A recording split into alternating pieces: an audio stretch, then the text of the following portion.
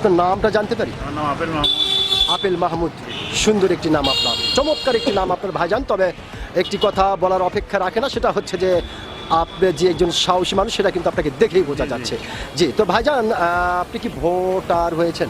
জি, voter কোন দেশের voter আপনি? বাংলাদেশ। বাংলাদেশের। অসংখ্য ধন্যবাদ যে আপনি বাংলাদেশের ভোটার হয়েছেন।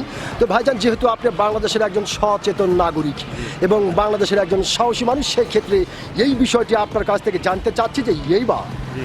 বাংলাদেশের সরকার কে হতে পারে?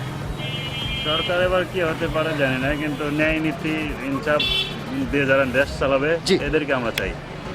সরকার কে হবে আসলে ওই বিষয়টা নিয়ে আপনি বলতে পারতেছেন না, তবে বাংলাদেশ যেন ন্যায় ইনসাফ।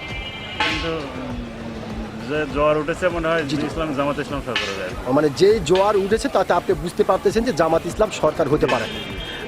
অসংখ্য ধন্যবাদ ভাইজান, আপনাকে অসংখ্য ধন্যবাদ।